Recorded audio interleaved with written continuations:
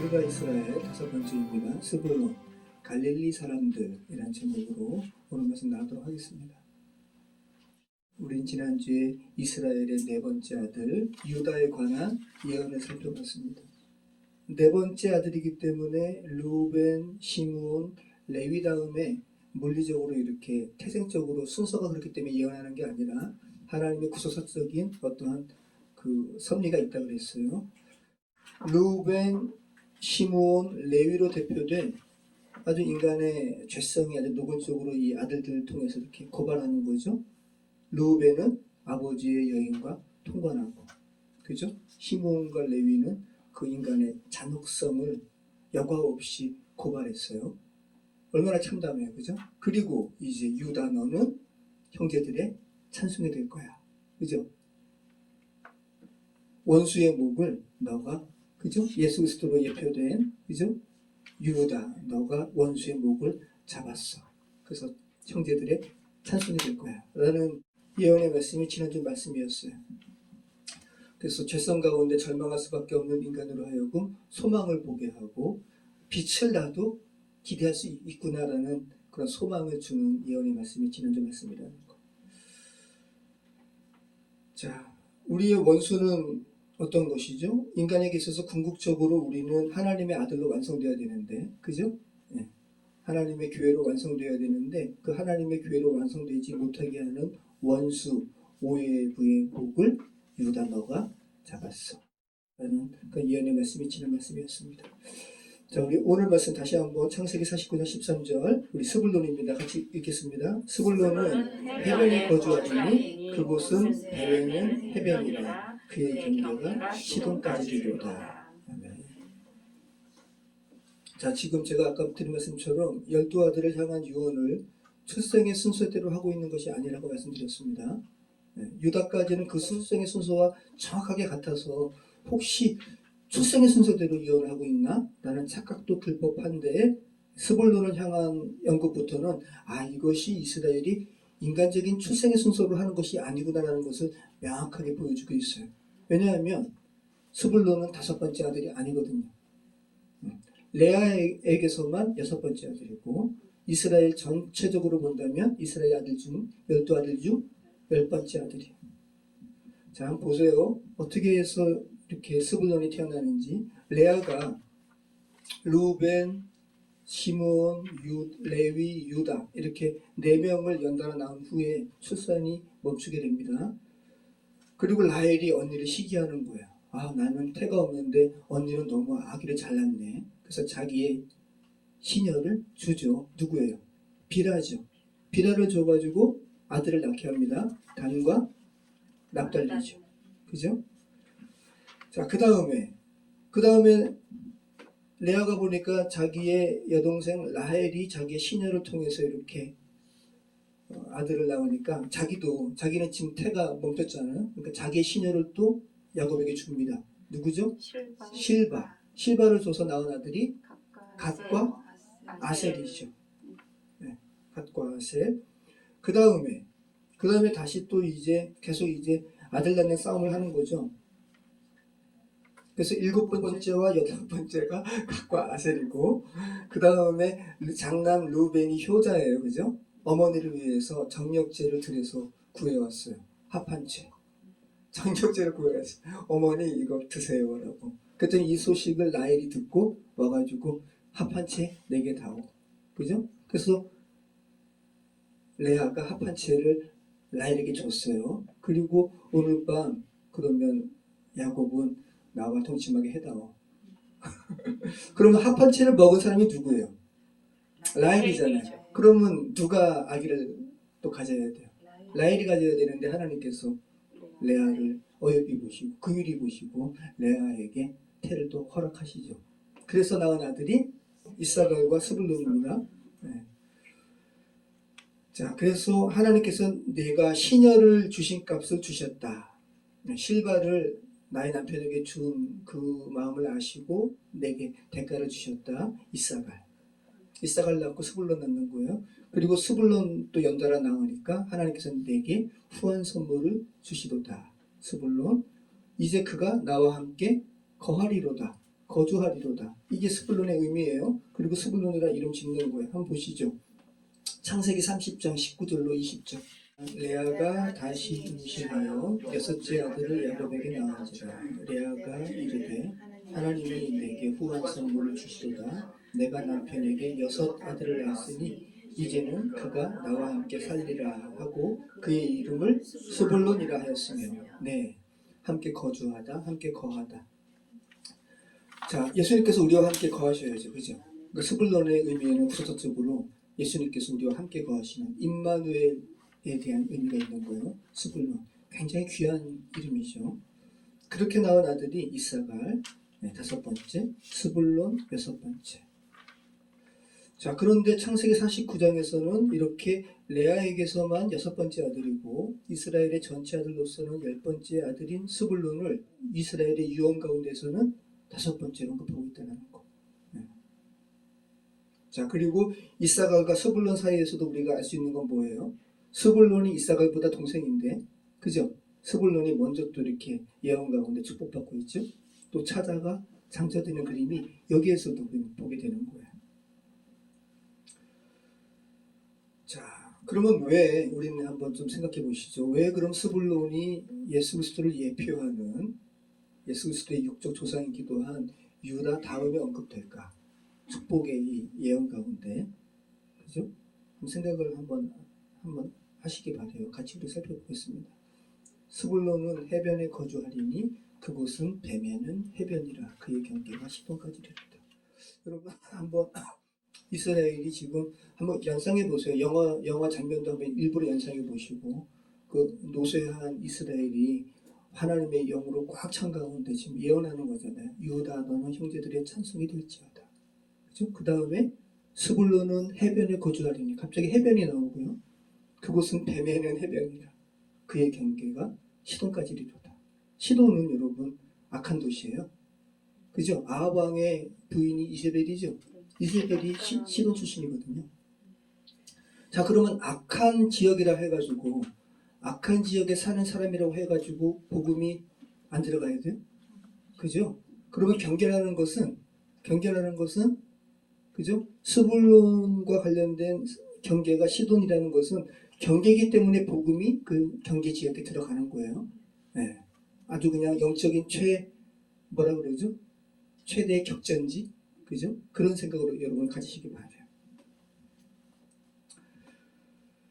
자, 역시나 이름처럼 이스라엘이 스불론의 이름처럼 거주에 대한 예언을 하고 있는 거예요. 해변, 배와 관련된 곳이죠, 그죠? 해변은.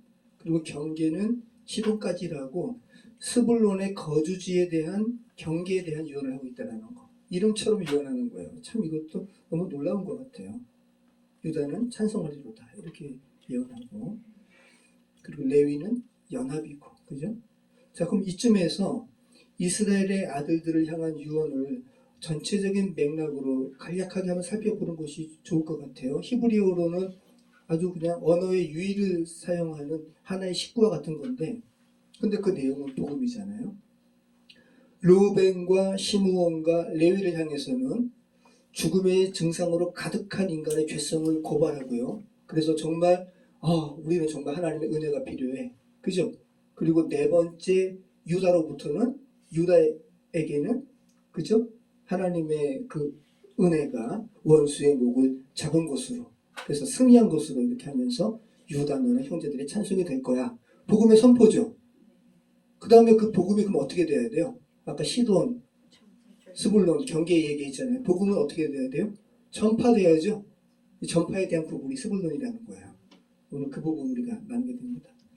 유다로 인해서 르우벤, 시므온, 레위와 같은 인간의 죄성에 직면한 이들은 소망을 가질 수 있었고, 그리고 그 복음으로 인해서 소망을 가질 수 있었고, 그리고 유다 다음에 스불론은 그 복음의 전파에 대한 부분이라는 거.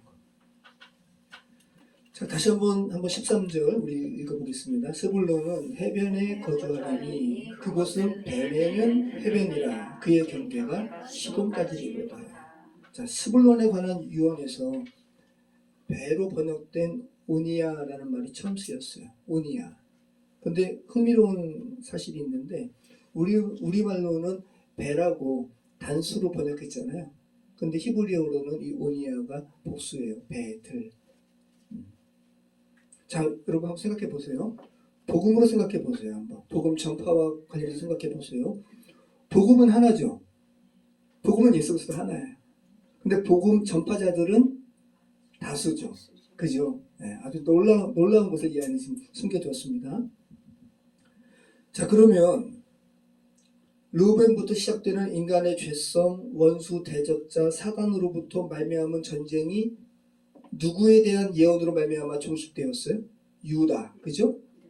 그리고 그래서 유다와 관련된 예언이 뭐였냐 하면 유다 너는 내 형제의 찬송이 될지라 내가 원수 대적의 목을 잡을 것이요.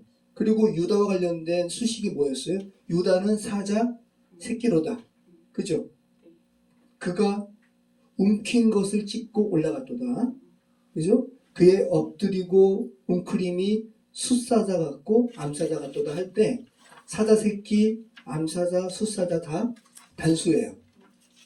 예수 그리스도 복음은 하나라고요. 단수. 근데 오늘 스불론과 관련된 배들 복수라고요.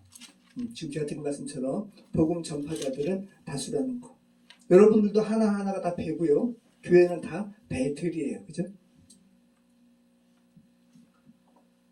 자, 스불론을 향한 유언 중 이렇게 배와 관련된 말씀하고 있다는 거. 자, 그런데 이 배는 창세기 6장에 나오는 방주와는 달라요. 방주는 오니아가 아니라고 그랬죠? 우리 금요일날 출애굽기 하고 있는데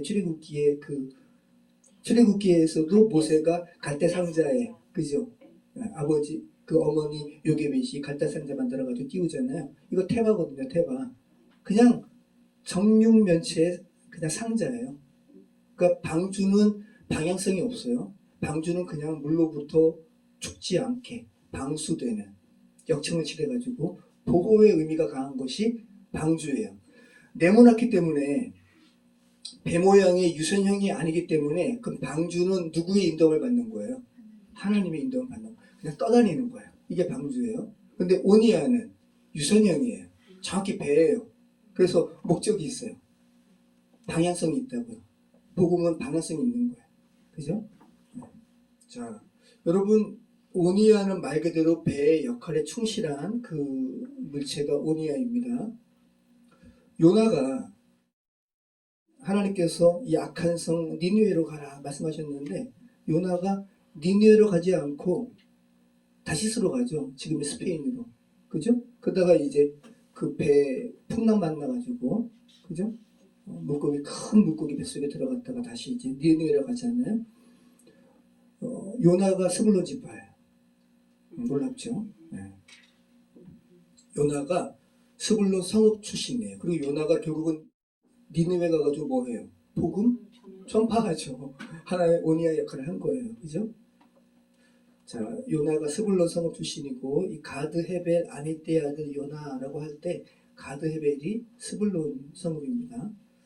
자, 요나서 1장 1절에는 제가 그냥 읽어드릴게요. 여호와의 말씀이 아미떼의 아들 요나에게 임하니라 이르시되 라고 이렇게 표현했는데 열왕기하 14장 25절에는 이 아미떼가 가드 헤벨 출신이라고 이야기하고 있어요. 자, 한번 보시죠. 열왕기하 14장 25절 이스라엘의 하나님 여호와께서 그의 종 가드 헤벨 아미떼의 아들 선지자 요나를 통하여 하신 말씀과 같이 여로보암이 이스라엘을 통해 격하되 하만 어디에서부터 나발을 받아가게 하였으니. 자, 요나를 언급하면서 열왕기하 기자는 스불론 성읍 출신이라고 이렇게 말하고 있는 거예요. 자, 성경이 스불론과 관련해서 복음을 전파하는 것과 관련해서 이렇게 연결시키고 있다는 거. 자, 여기서 우리 창세기 다시 49장 13절로 와서 해변으로 번역된 이 호프라는 단어도 오늘 처음 쓰였어요. 호프, 해변. 자, 거주한다라는 의미를 가진 스불론은 배를 대는 해변에 거주한다는 거예요. 자, 이 해변을 뜻하는 호프라는 단어를 70인역, 그러니까 구약 히브리어 성경을 헬라어로 번역한 최초의 헬라어 번역 성경이죠. 이 70인역은 파랄리오스라는 단어로 번역했는데 누가복음 6장 17절에 이 파랄리오스가 나옵니다. 한번 보시죠. 누가복음 6장 17절. 이 누가복음 6장 17절에서 우리가 다시 한번 스불론을 향한 유언의 말씀을 또 이렇게 연상할 수가 있는 거예요. 누가복음 6장 17절 같이 읽겠습니다. 예수께서 그들과 함께 내려오사 평지에 서시니 그 제자의 많은 무리와 예수의 말씀도 듣고 병고침을 받으려고 유대 사방과 예루살렘과 두로와 시돈의 해안으로부터 온 많은 백성도 있더라. 여기서 이 해안이 파랄리오스예요. 네. 그리고 시돈 나오잖아요, 그죠? 두로, 시돈. 네. 자, 여기서 두로와 시돈이 나오는 거예요.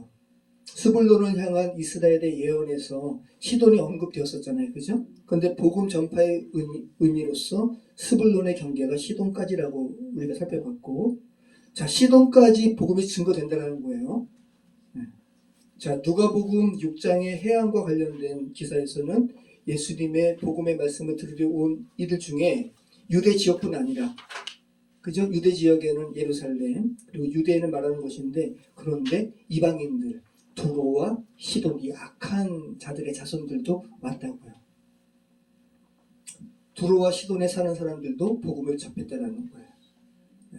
자, 두로와 시돈은 페니키아 문명의 4대 도시 가운데 포함된 도시가 두로와 시돈이에요. 두로와 시돈은 문명적으로는 번화한 최첨단의 도시지만 유대인의 입장에서는 하나님을 예배하지 않는 우상의 땅이고 또 바알 신앙이 팽배한 지역이에요. 그래서 아합 왕의 부인이 그 이세벨이 시돈 사람의 딸이라고요. 자, 그런데 유대인이라고 하더라도, 그죠? 여호와의 신앙을 온전히 붙들지 못하면 유대 땅이나 시돈 땅이나 매한가지죠. 똑같죠. 그래서 하나님께서, 예수님께서 복음의 메시지를 들으라고 촉구하는 의미에서 두로와 시돈을 많이 언급하셨습니다. 자, 우리 한번 마태복음 11장 21절 보시죠. 같이 읽겠습니다. 화가 있을진저 고라시나 화가 있을진저 벳세다야 너희에게서 하는 모든 권능을 두로와 시돈에서 행하였더라면 저희가 벌써 배옷을 입고 제자에 앉아 회개하였으리라. 자, 마태복음 11장 22절 바로 밑에 있죠. 마태복음 11장 22절 내가 너희에게 이르노니 심판날에 두로와 시돈이 너희보다 견디기 쉬우리라. 자, 그럼 한번 주보 보세요. 여기 주보 보면 지도 있잖아요. 여기 보면 이 갈릴리 지역이 갈릴리 호수 옆에 좌측편에, 지도상에서 좌측편에 있는 곳이 갈릴리 지역인데 거기에 보면 고라신 있죠? 벳세다 있죠. 갈릴리 지역에서 주께서 공생의 사역하셨거든요. 복음 전했는데, 야, 너희 이렇게 내가 복음을 전했는데도 너희가 회개하지 않으면 저 위에 두로와 시돈이 있죠. 지중해 해변가에, 그죠? 이 갈릴리에서 행했던 이적 두로와 시돈에서 행했더라면 그들이 벌써 배우고 회개했을 거야 라고 책망하고 계시잖아요. 자, 갈릴리 지역이 바로 스불론 지파가 분배받은 땅이에요. 네. 정확하게 스불론을 향한 이스라엘의 예언이 신약까지 이렇게 복음으로 연결된다고요. 자, 고라신, 벳세다, 네. 시돈보다는 상대적으로 주의 복음의 말씀을 들었던 유대의 갈릴리 고울이라는 거, 고읍이라는 거. 스불론에 관한 복음의 전파가 신약에서는 갈릴리 지역에서, 그 스불론 지파가 분배받은 지역에서 예수님과 관련된 소식이라는 것은 복음의 소식이라는 거예요. 복음의 소식이 가장 먼저 전파되기 시작했다고요. 자, 우리 마태복음 4장 12절로 20절 말씀 한번 보시죠. 예수께서 요한이 잡혔음을 들으시고 갈릴리로 물러가셨다가 나사렛을 떠나 스불론과 납달리 지경 해변에 있는 가버나움에 가서 사시니 이는 선지자 이사야를 통하여 하신 말씀을 이루려 하심이라. 일러스되 스불론 땅과 납달리 땅과 요단강 저편 해변 길과 이방의 갈릴리여 흑암에 앉은 백성이 큰 빛을 보았고 사망의 땅과 그늘에 앉은 자들에게 빛이 비쳤도다 하느니라. 이때부터 예수께서 비로소 전파에 이르시되 회개하라 천국이 가까이 왔느니라 하시더라. 갈릴리 해변에 다니시다가 두 형제 곧 베드로와 한 시몬과 그의 형제 안드레가 바다에 그물 던지는 것을 보시니 그들은 어부라. 말씀하시되 나를 따라오라. 내가 너희를 사람을 낚는 어부가 되게 하리라 하시니 그들이 곧 그물을 버려두고 예수를 따릅니다. 네, 예수님께서 제자를 이렇게 공생의 사역 시작하시면서 하나님 나라를 전파하시면서 제자를 뽑으시잖아요. 그 지역도 갈릴리 지역이라고요. 그리고 구약에 이스라엘이 이용했던 스불론 지역이라고요. 놀랍잖아요. 네. 자, 그러면 여기 스불론 땅과 납달리 땅에 대해서 뭐라고 지금 이렇게 마태가 이렇게 기록하고 있냐 하면 흑암에 앉은 백성, 사망의 땅 그늘에 앉은 자들에게 빛이 비쳤도다. 그러니까 예전에 스불론 땅과 납달리 땅이 흑암과 같은 땅이었다고 이야기하고 있고, 그죠? 사망의 땅이라고 이야기하고 그늘에 앉은 그런 그 땅인데 지금은 빛이 비춰졌다고 이야기하잖아요. 그러니까 이 말씀이 뭐냐면 이사야 9장 1절로 6절에 관한 말씀인데 특별히 한번 이사야 9장 1절로 2절 말씀만 보시죠. 전에 고통받았던 땅이라는 거예요. 정확하게 이 말씀 들어서 마태가 기록한 거거든요. 같이 읽겠습니다. 전에 고통받던 자들에게는 흑암이 없으리로다. 옛적에는 여호와께서 스불론 땅과 납달리 땅이 멸시를 당하게 하셨더니 후에는 해변길과 요단 저쪽에 이방의 갈릴리를 영화롭게 하셨느니라. 흑암에 행하던 백성이 큰 빛을 보고 사망의 그늘진 땅에 거주하던 자에게 빛이 비치도다. 예전에 우리 이동현 집사님도 같이 제자 훈련 받았는데 그때 크리스 해리슨 목사님이라고 영국의 치유 사역자신데 이분이 그 부천의 새소망교회 새소망의 집이라는 고아원 맞나요? 부천 새소망의 집 거기서 이제 저희가 그게 아마 예수돈도단 TTS도 거기서 하거든요. 다른 사람들도 거기를 빌려가지고 이제 했는데 그때 아마 그 주변에 대학교들이 있었는데 막 술 취하고 막 고성 지르고 그러니까 크리스 해리스 목사님이 뭐라 그러시냐면 저 청년들이 우리는 막 시끄러워가지고 막 안 좋은 마음이었는데 크리스 해리스 목사님께서 뭐라 그러시냐면 상처가 많아서 그렇다고. 지금 젊은이들이 여러분 마음에 상처가 많아요. 오늘 우리가 읽은 말씀으로 한다면 흑암에 거한 거예요. 흑암에 있다고. 그래서 술로 달래는 거예요. 물리적으로 시돈 뭐 이렇게 뭐 납달리 뭐 이런 헤불론 이것뿐만 아니라 우리를 얘기하는 거죠. 복음이 비춰지지 않은 뭇 영혼들을 지금 사망의 땅이라고 이야기하고 그늘의 땅이라고 이야기하는 거예요.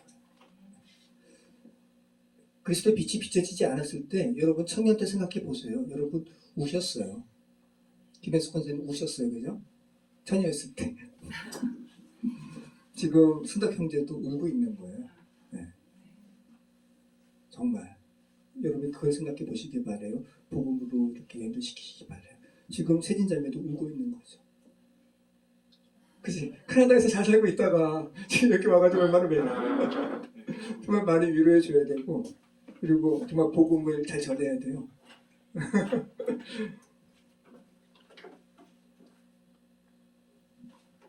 그 서민호 집사님도 울고 계시죠. 말씀드리니까 너무 마음이 아프더라고요. 얼마나 많이 상처가 있어요. 그죠? 다 울고 있는 거예요. 한상혁 성도님도 마찬가지. 난 머리 빠져서 울었고. 자, 옛적에는 여호와께서 스불론 땅과 납달리 땅으로 멸시를 당케 하셨더니 라는 말은 뭐냐면 스불론 땅, 납달리 땅 여러분 지도 보시면 비옥한 소생탈 지역이거든요.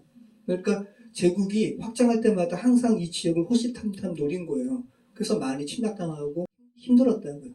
근데 이제는 물리적으로도 고통당한 땅인데 근데 이제는 또 신약에서는 또 이스라엘 백성들에게는 이 사람들이 우상을 믿는 사람들과 유대인들과 막 피가 섞였네요. 그러니까 또 유대인의 입장에서는 또 너희는 또 피가 섞였어라고 하면서 종교적으로도 아주 그냥 무시당하는 그런 땅에 예수님께서 빛을 복음의 빛을 이렇게 선포하셨다.